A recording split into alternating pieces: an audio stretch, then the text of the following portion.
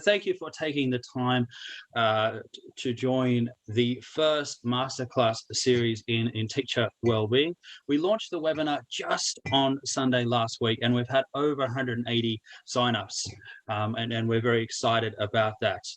We've had signups from all over the world, including New Zealand. So anyone from New Zealand, kia ora, or from and the US as well. So now this is the first webinar in the Teacher Masterclass series. We have a webinar on the 17th and the 31st of August at the same time. So if you haven't yet booked, please use the Eventbrite link to book those two webinars as well. They are also free as part of this Teacher Wellbeing Masterclass series. Now, before we start, I begin today by acknowledging the traditional custodians of the land on which we meet today, and pay my respects to their elders past and present. I extend that respect to Aboriginal and Torres Strait Islander peoples here today. So after this presentation on work-life balance, we will have a major announcement which we think will be a game changer for teacher wellbeing. Our first webinar today is on teacher work-life balance by our two legendary presenters. I don't know where you got legendary from, but we'll go with it. Watching too much Olympics, so just the way they're announcing things. That's one good thing about the lockdown, is just watching a lot of the Olympics right now. So Daniela Falecki from Teacher Wellbeing, she is a great presenter, as you'll see today, and assists schools to enrich and protect teacher wellbeing. She always has a clear insight and understanding. And Dr. Tim Hawkes, the director of Truwell and former headmaster of the King's School, a leader in school wellbeing and leadership in Australian schools. So that's the introduction.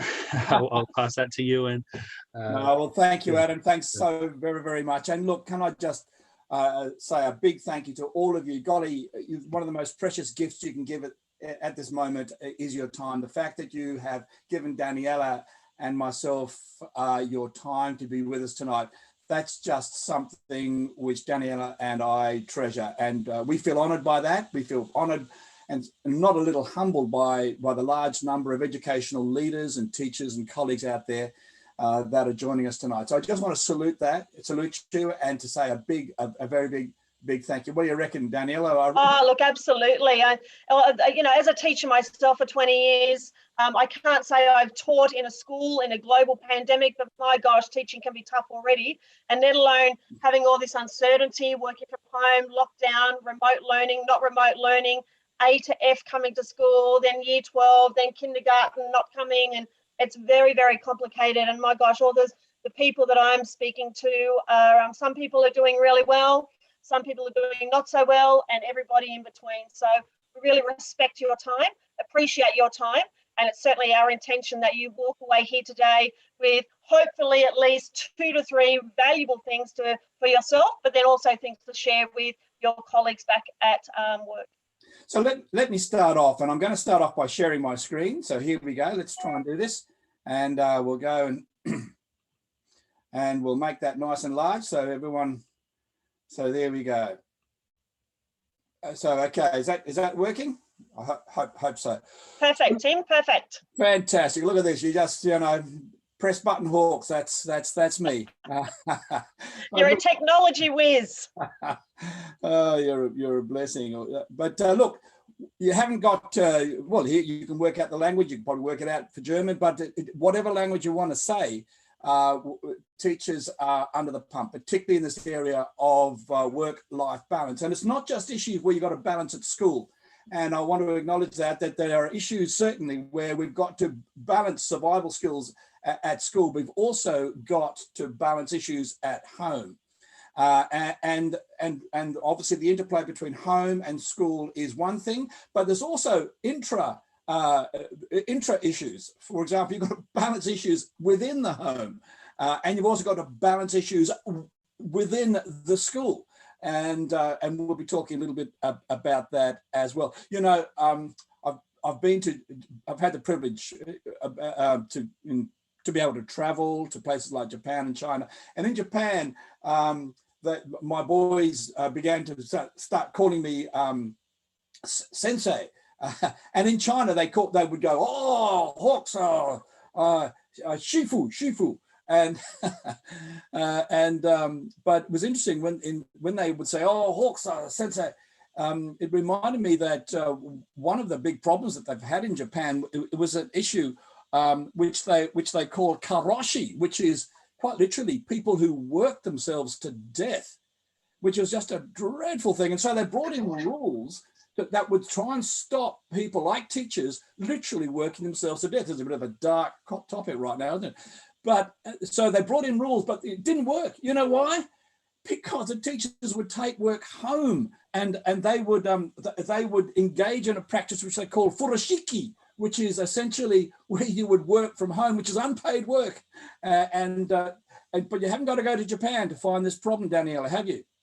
No, absolutely. And I think even as teachers, we go into teaching because we care. We have big hearts. We want to contribute. We're givers. We suffer from what Emily and Emilius Nagasaki have written a great book called, Burnout, Closing the Burnout Cycle. And they call it human giver syndrome. We want to give. But what we forget is that you can't pour from an empty cup. And so we actually have to put something back in the cup. And tonight we want to share with you 10 tips, if you like, on how we can actually better think about what this concept of work-life balance is. Because from my experience personally and also professionally in the research and the reading, our understanding of work-life balance is actually quite skewed. And we think that there's this thing called work and there's things called life, and never the two shall meet. And we separate them with boundaries. And it's like, well, actually, it's very difficult to do that. And you can't actually do that because wherever you go, there you are. Yeah. So wherever you go, there you are. So there you are at work, there you are at home, there you are at work, there you are the same person in both places. So what we actually need to create is one of these things called boundaries, but I don't mean a time boundary. I mean a cognitive boundary. And we're going to share with you 10 tips that you can actually perhaps better understand what work-life balance actually is from a theoretical perspective, but more importantly, from a practical perspective. So I'm going to throw over back to Tim, who's going to share with you this first tip on work-life balance. Thanks, Daniela. Look, tip number one, and that is to be accurate in a diagnostic sense. If you're feeling down, which is quite understandable, but if you're feeling down, you think, oh, I'm just haven't got the work-life balance thing happening. It's just an absolute train wreck, my work-life balance thing, But in fact, it's good to be really accurate in diagnosis as far as you possibly can. There may indeed be a work-life balance thing, and indeed that's probably what brought you to this webinar this evening. But there may well be other issues, or what we call co-occurring disorders, and these other issues we need to be mindful of. So that's the first tip, to be mindful of the possibility of co-occurring disorders. Or for example, it could well be a peace of mind issue. There may well be other things that are disturbing your equilibrium as a teacher, as an educational leader, as a member of a school executive. There may well be other co-occurring, for example, loneliness. Loneliness is such a problem. Do you know 30%, Daniela, of restaurant bookings here in Sydney, in our own city, for diners who are dining alone? Yeah, well. In 2018, Great Britain appointed their first minister for loneliness. And in fact, the current minister for loneliness is the redoubtable Baroness Barron. And who would have thought that one of the leading governments in the world have now got basically a minister for loneliness. And I think we have other issues, particularly that of hope and the importance of hope. And of course, this is being seriously eroded when you think, oh, we've so knocked over COVID, and then another strain arrives, Delta strain, for goodness sake, then Beta strain, and then whatever else is cooking there. And so the first tip is to be aware of co-occurring disorders and to recognize that what you may well be seeing as a work-life balance issue may actually, in fact, be other issues, issues which are impacting upon your mental well-being, and to take advice, and if necessary, to seek expert medical opinion. Oh, look, absolutely. And I think also building on from that, Tim, from what I'm hearing as well, is that everybody's experiencing it differently. I mean, here in Australia, in Victoria, they've had 5 lockdowns. I know some people have been locked down for more than 6 months. There's been remote learning in the United States for more than 8 to 9 months.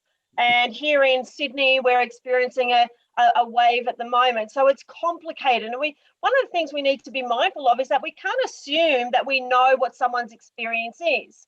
For example, some teachers that I'm speaking to, they're feeling really alone. They're feeling really lonely. They're missing the contact with the students. They're missing the dynamic staff room, the banter. Whereas other teachers that I speak to, they're completely overwhelmed. They feel like they're online 24/7. They've got 3 kids at home or 4 kids at home, partner at home as well, and they're trying to juggle everything and be everything to everyone. And so my tip here is ask someone.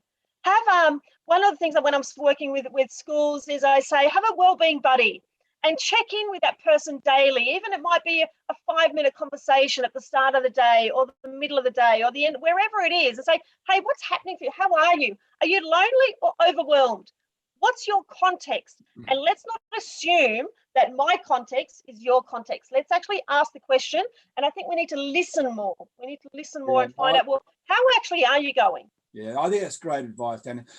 Anyway, let's perhaps zero back in on this issue of co-occurring disorders, and but acknowledge that, and recognizing, of course, the impact of COVID and on the whole equation. But let's center now on the specific issue of the evening, which is work-life balance, and I think that one of the things that helps me to prioritize is to know my why. You know, I'm working why? Well, I want to provide income why? You know, and you chase the why down, and in the end, you're going to come to some philosophical answer. You're going to come to perhaps even a spiritual answer. So when we're wrestling with the particular issue of work-life balance, who is it that's accusing you? Who is it that's saying, hey, it's out of whack? Now, of course, the most significant accuser is going to be yourself. But be kind. Recognize that there are many obligations that are placed on us. Obligations from the home, obligations from work. But be gentle in pointing the finger at yourself. And because one of the things that we can do is that we can actually set ourselves, we can actually be driven sometimes to want to get 100% performance. And I think that we need to be careful about this. I remember I was speaking to an art examiner, and he said very proudly, I never give a student 100% mark in art. And as a result, his students would strive and strive and strive. But he actually said he has a policy of never giving 100% because there was no such thing as a perfect drawing. I actually totally angered me hugely. You can get 100% in maths. Why can't you get 100% in art? And you've got to actually give marks on the basis of what can reasonably be possible, within a time frame. And so I disagreed. But you know what? We ourselves can be like those students that were wanting to get 100%, and that we could in fact be marking our own exam paper and refusing to give ourselves 100%. Be kinder on ourselves, and because if you're going to go for that 100%, you could potentially just work yourself. Well, like the tragic situation certainly in Japan, where they talk about Karashi, but heaven forbid, let's avoid that one. But we could certainly work ourselves because of high expectations and because we are driven into a state where we are unwell. So know why it is that you're doing what you're doing. And if that why is not a good why, then hey, back away from it.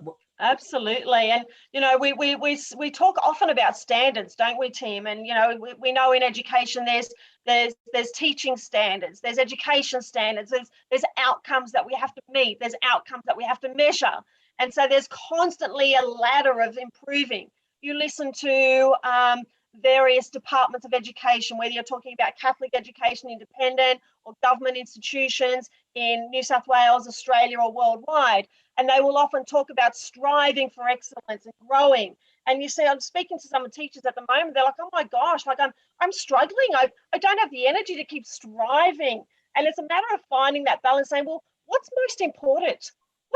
Like, yes, we need to strive, but do we need to strive every moment of every particular day? And if we take a lesson from the elite athletes at the moment that are in the Olympics, and you listen, I don't know if you've been listening to some of the commentary, but I was hearing some of the athletics, they're talking about it being so humid at the moment, and the athletes are really struggling in the conditions. And the athletes that have overtrained are underperforming. Because even at an elite level, you can't be at 100% all of the time. It's not sustainable. Even elite athletes, to perform at their best, they must have rest, they must have recovery. So while it's okay and it's necessary to strive and achieve, where is the recovery time as well? And so being able to say, yes, I have high standards, but I also recognize that I'm an emotional, energetic human being. And I often speak to people and I say to teachers, write this down, write this down. I am a human being, not a human doing. And remembering that we're actually a living organism. We're not a machine. We like to think we are, but we're actually not. So to strive is one thing, but connect back to that why and say, well, why am I doing this? Do I really need to be doing this now? And in times that we are experiencing, if you are in remote learning right now, if you are in lockdown, I really urge you to come back to Maslow before Bloom's. Maslow's hierarchy of basic needs, safety, shelter, love, belonging, before we can actually think critically, assess, analyze, and synthesize. Maslow before Bloom's as connecting back to that why, and that will help you reorganize and reprioritize. Where is my energy actually going? I love that, Daniela. Maslow's hierarchy of needs. Yep. Paul Bloom's taxonomy, and absolutely, what a cracking idea. It's so good, I'm going to pinch it. Go for it. It's not my idea, by the way, but you go for it. It's my idea. I just want you to know that. I'm yours. It is now. Anyway, have a look at this. This is my third tip. So the first tip basically is to make sure that to deal with any co-occurring disorders. The second tip is go beware of optimizer. At times it's right to be satisficer. You know, well, that's what we were just talking about, wasn't it? It's about there's times to strive, but there's time to actually just what's most important, and what's going to satisfy you the most. And I mean, the story is told, isn't there, of that businessman who sort of went to the Pacific Islands and saw these guys just doing no work whatsoever, and he said, look, why don't you go and do some work? And the island said, well, why? He asked the why, just following up on the why issue. And they said, well, so you can make money, so you can, and then why? Well, so you can then eventually retire and you know, go on beaches and fish. And the island looked at him and said, that's exactly what I'm doing now, mate. I love that story. Yeah, it's that whole full circle. We go through this life cycle of circle, and wow. So know your why, Daniela, and I love that. And Maslow before Bloom, I think that's a great little tip. Third tip, this one here. This comes courtesy of Mark Twain, The Adventures of Tom Sawyer, written in 1876. And you probably know the story, the famous story about the fence. And this essentially is a famous story because it basically says, look, one of the great ways of handling this work-life balance thing is not so much to work harder, but to work smarter. And of course, the story is, you're probably well aware that Tom misbehaved. So his aunt says, Aunt Polly says, Tom, you've got to go and whitewash the fence. And so he starts whitewashing the fence, and his mate Ben Rogers comes up and says, oh, yeah, mate, you're in trouble. You're having to whitewash the fence. And Tom is just ignoring him and saying, look, there's only one person in 1,000, says Aunt Polly, that can actually do this really well. And of course, he ends up by getting his mates saying, oh, golly, let me have a go. And of course, his mates go and whitewash the fence for him. Now, it's a great story. It's timeless, but there are some actual lessons within it. I think for us as educational leaders, those on an executive, God bless you, those that are in harness in classrooms and doing the Zoom thing. There are some lessons here. Are there areas where we can work smarter rather than harder? I tell you what, my heart, I don't know about you, Danielle, but my heart will often go out particularly to those teachers that had massive amount of working, the English teachers, and look, there are all sorts of, all teachers have their massive workloads, but the marking workload in some areas was particularly onerous. And I would actually encourage you would believe this, and some of the guys that are watching here, one or two, I know, ex-colleagues of mine, David Strutt and others, will know that I would often encourage my staff to actually train their students at secondary level. This is obviously secondary level, or maybe not just secondary, maybe primary as well. Yeah, no, but primary do peer marking as well as exactly do peer marking. Yep. And then of course the great advantage of that is that they understand what it is, where the marks are given. And I tell you what, if you want somebody to really learn something, is to get them to actually do it. What do you reckon, Danny? Oh, look, absolutely. And look, it comes down to this concept for me. Remember though, those times, showing my age now, those toys or you'd have, and you turn them over and they've got batteries in the back of them, whether they're big cars or dolls or. Too young for that. Oh yeah, I thought so. Sorry about that. So you've got batteries in the back, and it's like, oh, you've got these toys, and the battery will only last for so long. If we imagine that we as a living organism, we've got batteries as well, and our battery can only last for so long. And so the question here is, when we talk about not working harder but working smarter, is if your battery is 100% charged at the start of the day, and you can only do so many things in one particular day, where are you going to put your energy? But then more importantly, what charges you for the next day? And sleep is a part of it, sure, but there's other things as well. A part of it is joy, experiencing positive emotion. Another part is meaning, so recognizing why we do what we do. But another part is that rest or creativity or exercise. As educators, we live a lot in our head. We suffer from cognitive fatigue, cognitive overload. So one of the ways to get out of our head and to restore that energy is to get back into that heart space or that creative space. So anything creative, so singing, dancing, sport, art, drawing, crocheting. So those types of things are really important things of working smarter, not harder also. Yeah, no, that's just great advice. And may I just say, particularly to those of you there with responsibility positions in schools, can I just say this? You've got to play the devolution card. You've got the devolving of responsibilities. I mean, to get your balance right. Don't heroic individualism very rarely works. It is empower your team, use your team to evolve as well. So working smarter, and rather than heroic individualism. It doesn't work, heroic individualism. But let me just change tacks a little bit and work-life balance. I mean, I want to now just go to the home, and I've got 3 children. I'm admitting at least to 3 children and 8 grandchildren, including, I might just say, 7 grandsons. Believe it. There it is. So any of you lot with any granddaughters, etc., I want to see you in about 20 years' time, and we'll talk matchmaking. But there we go. Danielle, have you got any munchkins or families? Look, I don't. I have fur babies, my own, but I have 4 nieces and nephews under 10, and they keep my hands full. And I'm so grateful every now and then to hand them back to my sister and say, yep.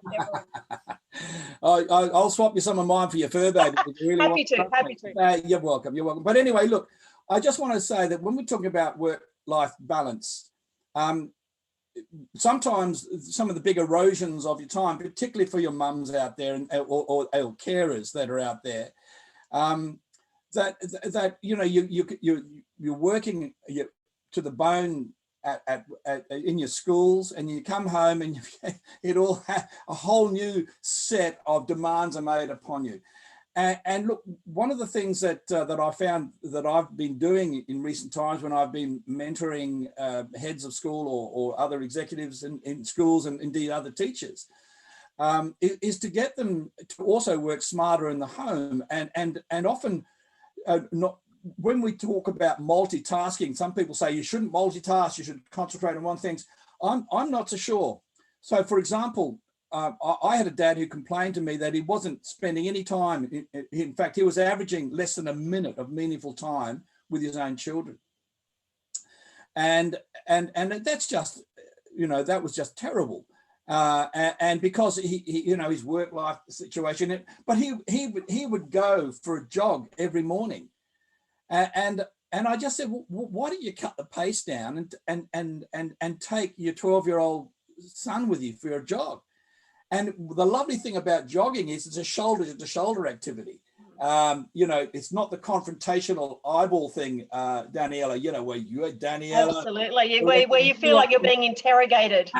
What do you reckon? Shoulders and when if cooking with dad or mum is cooking, to be able to say, it's go team family here. Get them, designate, give chores out.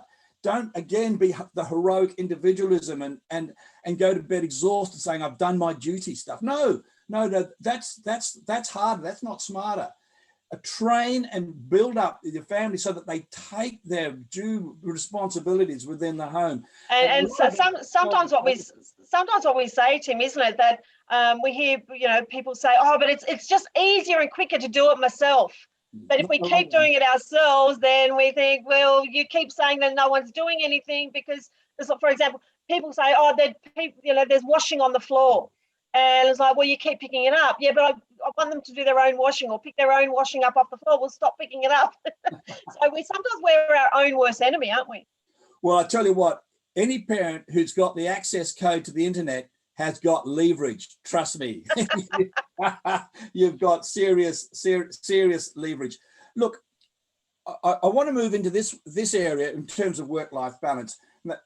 And I think one of the problems that I've found with a number of colleagues that I've had the privilege of mentoring in this space is that when they say, oh, I'm now sort of in life, I'm in rest mode, I've assumed the recovery position, that sort of thing. But in fact, their recovery position is not causing great recovery. And that's because it's the wrong position. And sometimes, browsing the net, surfing, watching rubbish, eating and drinking rubbish. Social media. There are time pirates out there, time thieves. Yep. And we think, oh, no, this is just how I chill. We say, this is how I chill. And I know this because I am a bloke, I do the clicking thing, and I can actually spend an hour or so clicking channels, and I actually go to bed curiously unsettled and unrested. Or I'll see a movie, and when I was so scared, if you want me to betray age, I used to watch Roy Rogers on telly, cowboy, right? And you'd have to really go back in time to find others that watched Roy Rogers on telly. I used to hide behind the sofa when things were getting so excited, and I would be disturbed. I'm still like that today, even though I'm now 36. And plus GST. Daniela, just stop. Plus GST. Come on, Tim. All right. Only 10%. Plus 10% only. But know yourself. Know, in fact, and I found out that if I really want to relax, I put on some fantastic music. Yep. Depending on my mood, it can be anything from Baroque through to Hendrix, or whatever. Or if it's Baroque, I'm talking candles and maybe a glass of something really pleasant, and listening. I'm blessed because I can actually hear water. And it's not the broken faucet next door. It's actually I can hear some lapping of waves and switch the lights out and just listen to that music. That's what really rests me. So what really rests you? Have you found out that what really rests you? What rests you, Daniela? Oh, look, I'm a bit of a tree hugger, so I love nature, and I think the older I get, the more nature driven I become. And so for me, it's so important if I'm, I spend a lot of time in front of the computer, I'm talking to people all day, I'm coaching people, I'm running Zoom sessions like this, I'm developing resources and so on. So it's very head decisions all the time. So for me, actually stepping away and not, just being very present. So mindfulness is a big part for me as well. I do mindful walking, which is really important. For me, listening to music that has no words is so a lot of chill out music is very important to me as well. But I'm building on this whole thing of know when you're resting. If we imagine, a coil, and we spin it up and we wind it up, or an elastic band or whatever it might be, and we spin it around. We start our day open, and then what happens is we spin ourselves around, try, do. So we wind ourselves up the entire day. In the evening, we have to unwind ourselves, whatever that is, but you need to allow that space for unwinding. Sometimes for me, it's going for a walk. Sometimes it's for me doing Pilates. Sometimes it's sitting watching Netflix of something that is so stupid that I don't have to think. Sometimes it's looking through a magazine. Sometimes it's looking through pictures of, some sort of picture, a coffee table book. But whatever it is, it's very conscious. I'm conscious about unwinding myself before I go to bed. And we know also from the science and the research that 30 minutes before you go to bed is very profound. If you end up watching something scary or Roy Rogers or something else that's going on there, then perhaps it's going to leave some sort of residue from a conscious perspective. So when you're sleeping, your sleep is unrested. For me personally, I don't know about you as in education, most people that I speak to, including myself, like I said, me, I've had a lot of trouble falling asleep at night. I have a lot of trouble switching this mind off. My mind is very active. I've got all these ideas and all these things I want to share, constant ideas happening. So winding my mind down is really important. So on my phone, I have about 12 or 13 mindfulness apps. Some of them are stories, some of them are music, some of them are meditation, some of them are a muscle relaxation, muscle tension relaxation. So there's lots of different things that I choose to listen to depending on how I'm feeling or what mood I'm in. But really taking that time to unwind at the end of the day, because guess what? You wake up and the same issues that you just experienced that day are exactly there again tomorrow. So there's nowhere to run to. Yeah. Sometimes as educators say, oh, but I've just got to. It's like, just got to what? Because it's never finished. There's no finish line. I don't know if that's exciting or depressing, Tim, but there's no finish line in education. You just keep going. So you have to measure yourself. We're cognitive athletes.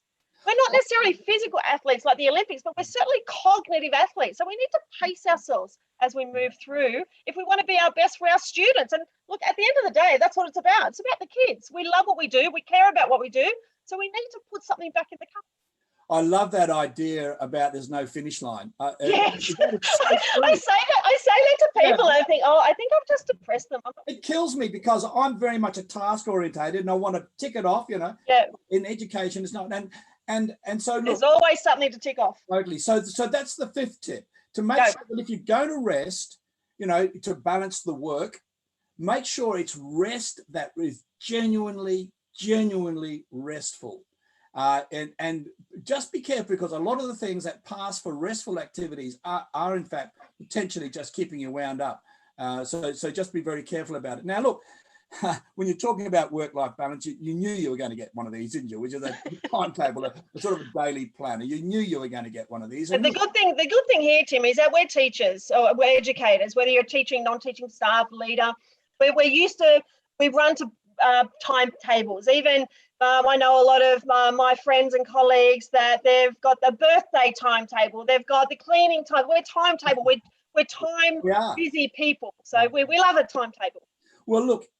We tell our students, to plan. We don't, we don't plan to fail. We just fail to plan, and we got to prioritize, etc. But look, as an exercise, which we tell our students to do, physician, heal thyself, work-life balance. Have a look. It's worth just having a look at your life, dividing it up into 30-minute slots, and analyzing how you used your 30 minutes. From 7 in the morning to 11 o'clock at night or whatever, and then have a look at it, just map how you're using your time, and then sit down and say, well, what is it that want to use my time for. You know, a methodology which still causes you to meet your proper obligations, the ones that you have deemed when you've asked yourself why, deemed to have passed that test and remain important. But to add, and then to compare what you're actually doing and what your ideal state is. Now that can be very, very diagnostic. Now, of course, most of you, I can hear you now, you're stifling yawns. You're saying, Hawksy, for goodness sake, mate. You know, I've come to this webinar. I've heard this advice a million times, but okay, let's just ramp it up a bit and go to the next slide. And don't just have a time plan, but have a space plan. And this is really important, I think, Daniela, in these COVID times, not only just to zone yourself in terms of allocation of time, but to zone yourself in allocation of space. What do you reckon? Oh, look, absolutely. And there's actually evidence to support this, Tim. So you're onto something. One of my favorite books at the moment is Atomic Habits by James Clear. And he says that in some of the research that he's cited and done himself, he says, it's one thing for us to say, I'm going to create a new habit, so I'm going to read more. But when you actually state that habit of when you're going to do it and where you're going to do it, there's a 90% chance of you actually doing it. So not only when, but where. So I'm going to practice mindfulness 5 minutes in the bedroom. And there's when you actually put the location in, you're more likely to do it. But if we talk about, again, I know everyone's in different places, the remote learning or working from home, and everyone's got different contexts, different spaces. Some people got calm, lonely homes. Some people have very chaotic, complex homes. But whatever it is, exactly what Tim has said here, what's worked for me, and again, what I know works for others, is finding that space. So for me, when I was living in a small unit, when I was sitting on the lounge, that was my reading space. When I was sitting at the dining table, that was my concentration space, because at that point I didn't have an office. And when I had my creative space was on my comfortable lounge, a comfortable big chair on the balcony. So I had all these different spaces that I knew I didn't have to actually think about. I didn't have to plan. And what happens with work-life balance is we have a blurring of the boundaries. Yeah. And so what that does is there's a blurring of the routine. And so the tiredness comes from our brain having to create new routines, the cognitive energy of having to make more decisions that outside our current routine. And routines actually save brain power. Habits save brain power. So when we've got a disruption to our routine, the reason we're tired is because we're having to make more decisions that we wouldn't have to normally make. So when you create these little spaces inside your own home, it means you're saving literally brain power at the same time. And talking of spaces, have a look at this.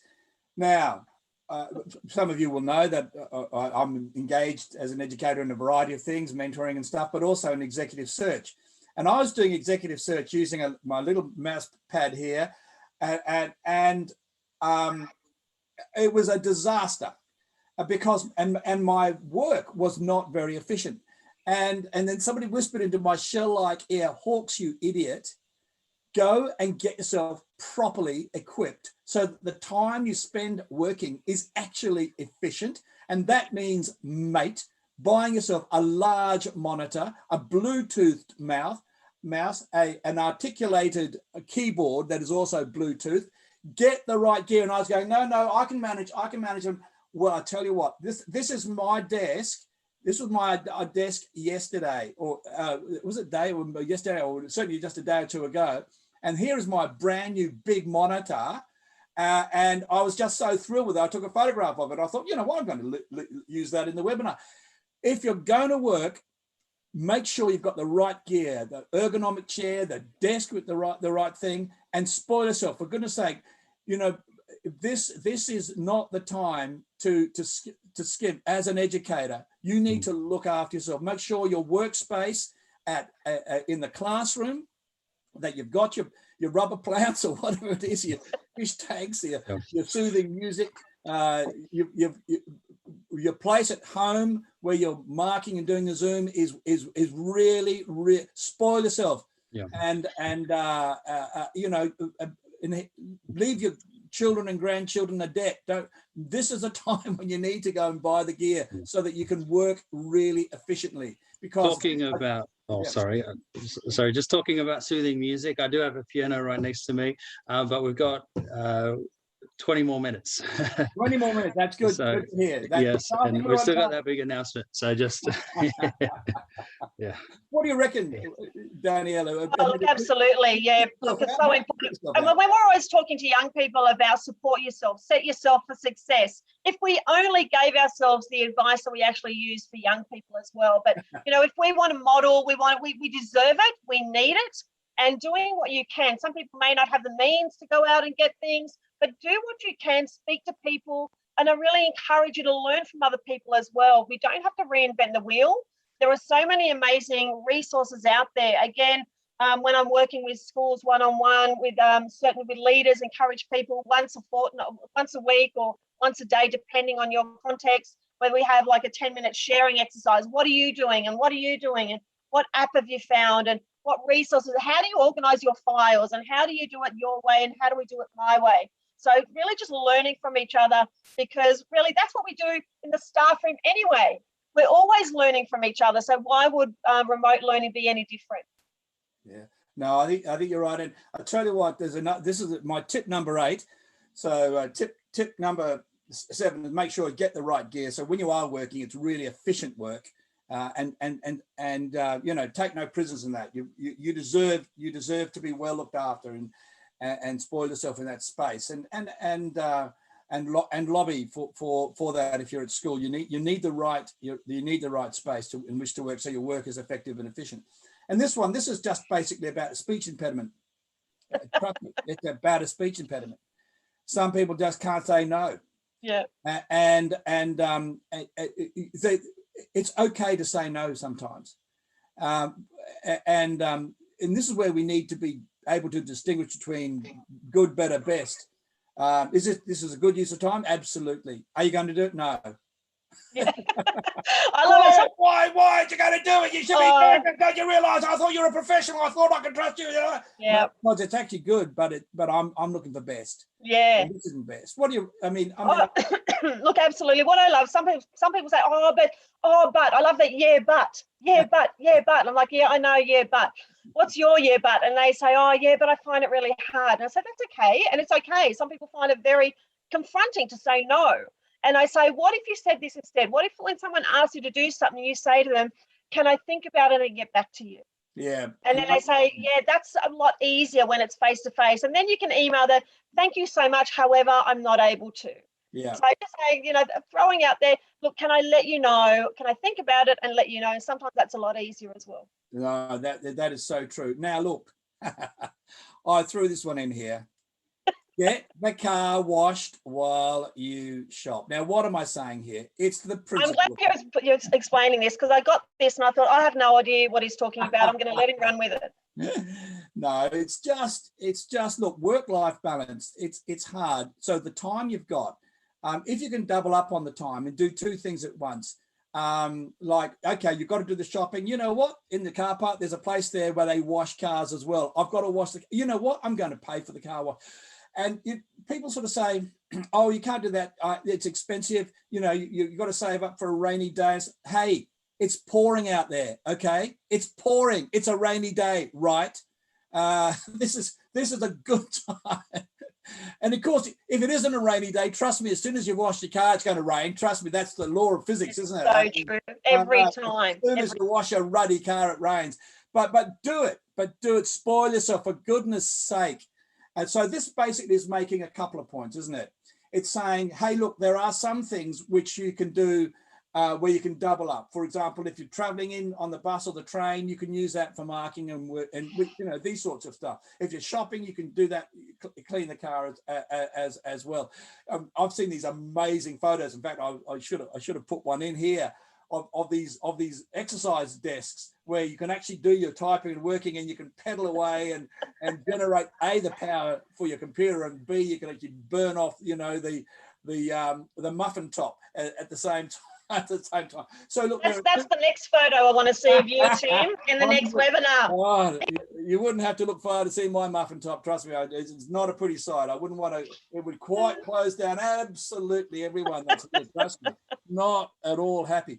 But look, there are 2 points here. One is you double up where you can and make really good, efficient time. And secondly, don't be afraid to if spending a bit of money is getting somebody to do your washing, somebody to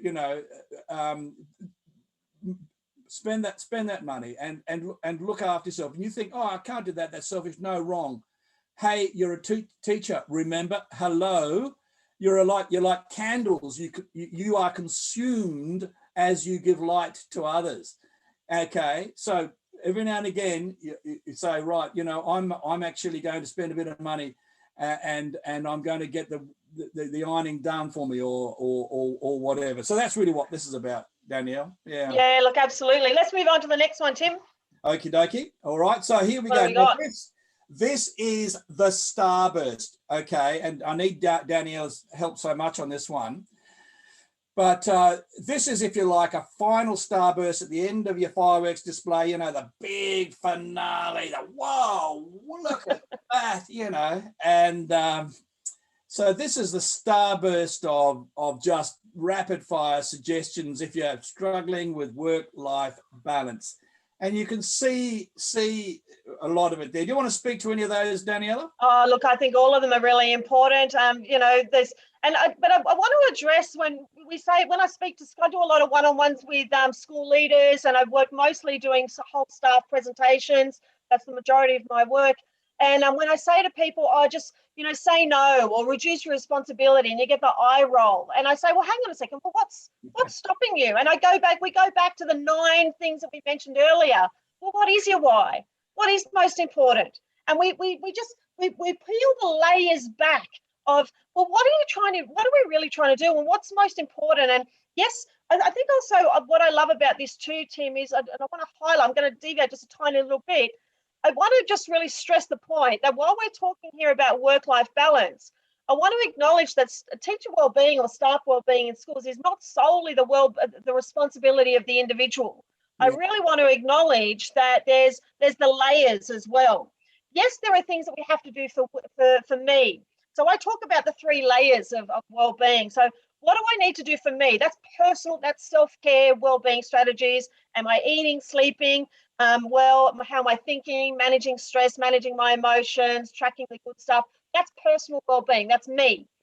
Then there's another layer of well-being, which is the we. How do I connect with the person who's in front of me? How do I show up? How do I connect? How do I speak to? How do I reflect with? How do I task enable the people in my immediate vicinity? That's the we. We start with me, we go to the we, which is the pair, the person you speak to. And then the third layer, which is really working with school leaders, which is the us component, the organization, the systems that we put in place. It's one thing to tell teachers to meditate more, but we overcrowd their jobs and we create crazy timelines. Well, there's a disconnect with that. So the system has a bit of a responsibility as well.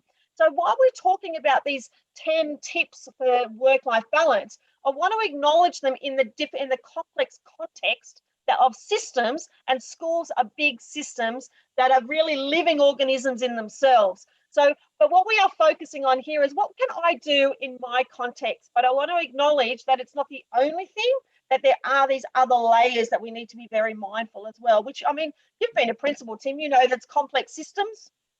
Indeed. That's a whole other workshop. There's another workshop.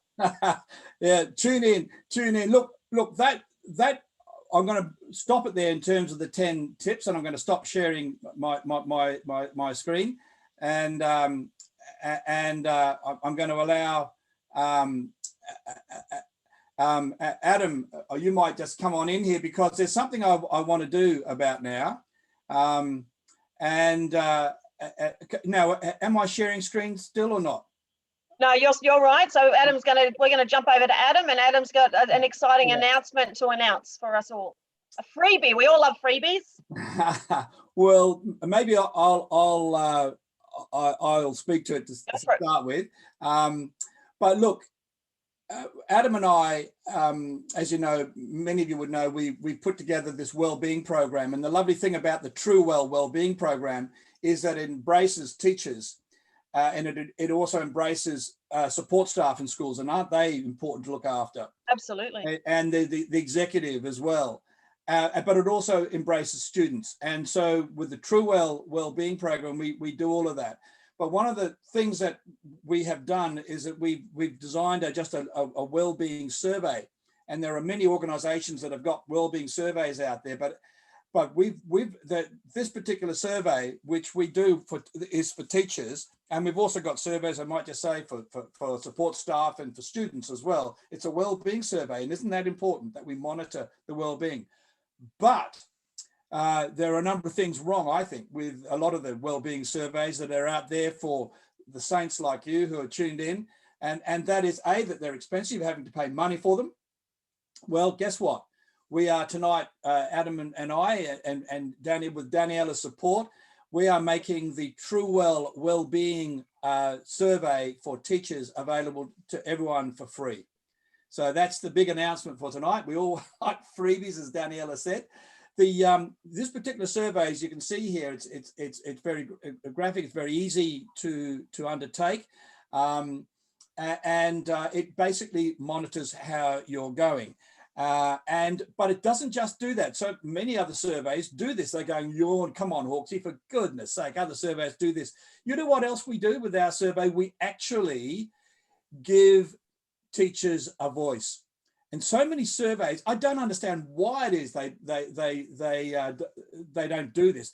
But the very simple issue of going to staff, going to teachers, hey, what ideas have you got on how we, as a school, me as a principal of a school or the head of wellbeing or whatever, how is it that we can help you guys?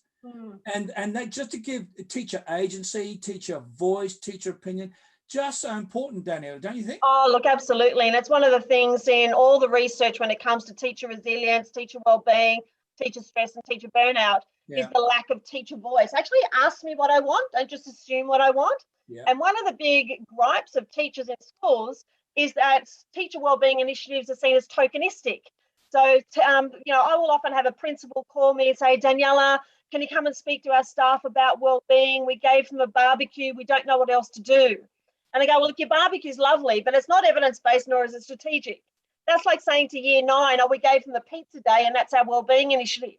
It's not quite, and nor is the morning tea. Because what type of conversations are being had? Is it the whinging, bitching conversation at morning tea, or is it the productive, supportive conversation at morning tea? So actually asking what people want. But more importantly, as we both know, Tim, from our experience, we need to be very careful about what questions we ask, because we don't want to open Pandora's box and then not be able to close it again. So being very careful and very strategic as a school leader to ask, to actually care. We're going to ask you and we're really listening, but we're very careful in what we're asking and how we're asking it, because we want to ensure authenticity. And so that's one of the reasons that, we know that I, as an expert in the teacher wellbeing space, have partnered with both Adam and Tim as Truwell to say, here's the consulting, the professional learning, the professional development component, and then what Truwell offers is the measurement component plus a number of highly engaging micro learning moments, basically creating like a teacher wellbeing curriculum, if you like. What can I just cut in here and pick that up, Daniela? And thank you so much. You're I love it. Advocate. But it was interesting. They put Truwell on a current affair not long ago, and one of the things that why they did that was because we at Truwell don't just monitor the rate of fall down the cliff. But what we're doing is that we have all these redemptive exercises, interactive digital exercise, pop up on your phone, and which are designed to help, how to handle midlife crisis and career burnout, how to handle distance learning, how to handle work-life balance, how to handle difficult relationships with peers, how to handle difficult classrooms, these redemptive exercises are there. And they are available, through Truwell. But the issue tonight is that the survey element is something which both Adam and I and with Daniela, we just want to gift it to you guys and say, go and use it. We have been charging. You've paid for my gin and tonic habit, trust me. But there's such a need for it that we want to make it available for free. And Adam in a moment will tell you how to access it. Yeah, I want to add to what you're saying there, Tim, and there's a reason why we're also giving this for free, and that's because we want to assist schools with building that well-being fence. We think the well-being of our teachers needs to be very carefully monitored, asking the same question 7 times to validate that the question has been answered correctly. We don't think that's sufficient, or asking our teachers every single week just so that we can demonstrate this tokenistic approach to well-being. We've got to do it so carefully and ensure that we're monitoring, but then taking that data, taking those insights and trying to improve or understanding the teacher voice.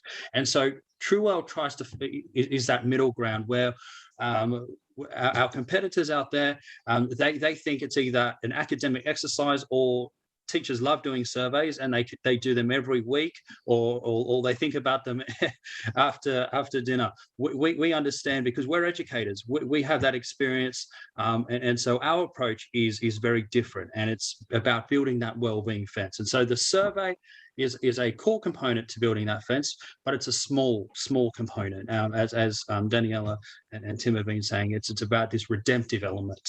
And having said that, the survey is the free element, and we want you guys to use it, to be blessed. And these surveys essentially monitor how you're feeling, how you're going. It collects ideas, and again, that's such an obvious thing. So many other programs don't do that. It actually empowers the heads of schools. So you guys that are out there that are leading schools, or in the executive, we provide you with a dashboard which enables you to have a really simple and effective overview of the well-being of your staff. And as all the suggestions come through, they're immediately filed by you, color-coded into probably, possibly, not yet, and no. And the last one is, because some of the suggestions, if the headmaster is somebody called Dr. Tim Hawkes, they'll probably say, shoot him at dawn. You probably want to get rid of those comments. So that's the 5th option. And that was probably your suggestion. So look, the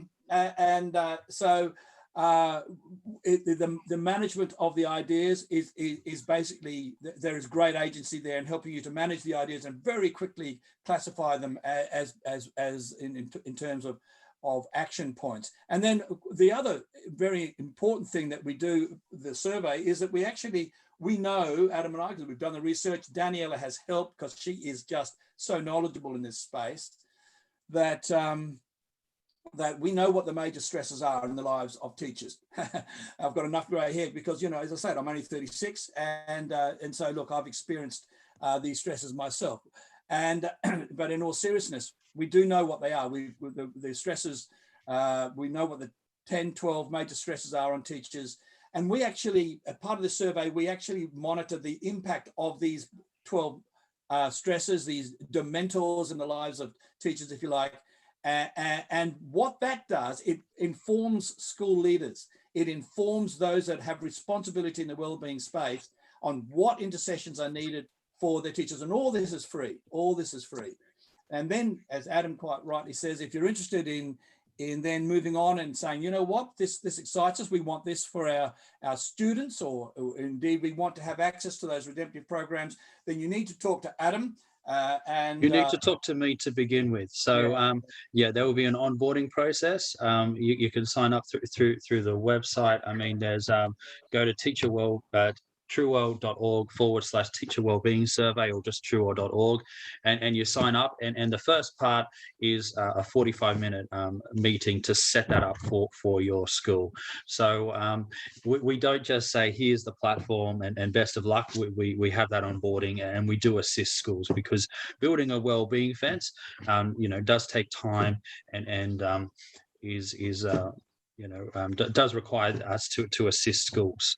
Oh, So, look, absolutely, like you said before too, Adam, it's that whole, there's one part for the me, and it's not just a matter of sending out a course to teachers and saying, okay, well, we sent you this course, so it's now your responsibility. So there's the me part, that's one part. Then there's the we part, then there's the us part. And what Truwell offers with those measures is the capacity to actually better understand the us part and the holistic approaches as well. So that brings us towards the end of this time. Can I just thank you all so very much? Daniela, can I just say it's such fun doing this with you? It is. And we've got 2 more to do in the series, Tim, which I'm looking forward to. So we've got 2 more in the series if you're finding this helpful.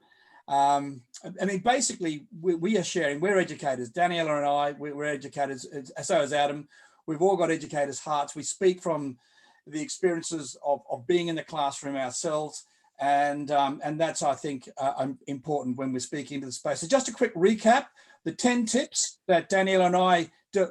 One was make sure that, that if you're struggling with work life issues, that there aren't any other co-occurring disorders, whether it's loneliness, depression and things, and seek immediate medical help should you need to. Secondly, beware of the optimizer, the drive. Don't be driven, be called, and recognize that satisfies sometimes works. So that was second. Thirdly, Tom Sawyer, remember that, working smarter rather than harder. And then fourthly, multitasking where you can, and employing team family to help you, and engaging in shoulder-to-shoulder activities, and looking for efficiencies, not just at work, but also in the home. Fifthly, make sure that when we are resting and not working, that the resting is really resting, is deep and profound resting, and is not just being diverted and having your time stolen by time pirates. Sixthly, make sure that you plan not just your time, analyze your time and how you use it. It's something which most of us are pretty familiar with, but also your space, and ensure that there are spaces. When I'm in this chair, I'm so not there. Don't you dare come near me. Don't even talk to me, you know. So that's the sixth. Seventh, make sure you get the right gear so that when you're working to your optimum. Get the wide screen if you need it. Get the ergonomic chair. Spoil yourself. Do not cut corners in that space. So that means that you can work more effectively and efficiently, and hopefully for shorter. So you've got that time for play and so on. Remember the eighth one, which was basically to deal with that speech disorder issue, that the ability to say no, distinguish between good, better, and best. And then, of course, remember, you ask for help. Use the rallies, form self-help groups, get somebody to wash your car for you. Okay. That was a car wash one, which I've got stuff you on that one, Danielle. And you did. And then, of course, the 10th one was that starburst of suggestions there, going part-time, reducing extras, changing roles, reducing responsibility. And for goodness sake, take your long service leave whilst it's due, for crying out loud. That's what it's there for. It's not there to bank it and turn it into money. It's there to recharge you. So do that as well. And then finally, of course, the message was enjoy accessing the Teacher Wellbeing survey. We think you'll love it because it does monitor well-being. It does give you feedback and advice as to how you can improve your well-being. Depending upon your score, you get feedback about the help agencies both within the school and outside the school. Isn't that important? We also give teacher agency and voice by collecting your ideas and allowing them to be processed really effectively and efficiently. And we also measure the major stresses in the lives of a teacher. And isn't that important during these days? Because our leaders and those, God bless you, that are here, that are in the executive roles in schools and have responsibility for things like well-being, they need to be equipped and they need to know where the hurt points are so that they can intercede. And so that instrument, which we are making available tonight for free, use it, be blessed. And I know, and you're going to have to obviously pay for my meals now because you've done away with the income. I'm going to be drinking terrible things in brown paper bags and bus stops because I'm not making any money from it. But we actually are but Daniela and I and Adam, we actually get a certain degree of pleasure in making things available. Absolutely. Yeah. Absolutely. And look, my little summary, adding to that, if I can add a number 11, is that we're all experiencing a storm of some level at this particular time. And that in that storm, everybody is in a different boat. Some people are doing really well in their boat. Other people need extra support and resources in that boat. But we're all in the same storm, but we've all got different boats. So as a school leader, find out what's happening in your particular boats. Find out what's happening in your staff's context. Just listen. There are no answers. There's no right way. There's no one way. There's just that listening component. And of course, please look after your own boat. Please look after yourselves. And please take care by checking in with each other. And we look forward to seeing you in another 2 weeks. And stay safe and stay well. And if you have any questions and want to reach out, of course, there's the Truwell. There's my website as well, Teacher wellbeing.com.au, which you've seen as well. If you've got questions that you would like to ask us for the next webinar, specifically, please feel free to reach out and we will endeavour to address them as we can. Other than that, thanks so much, everybody.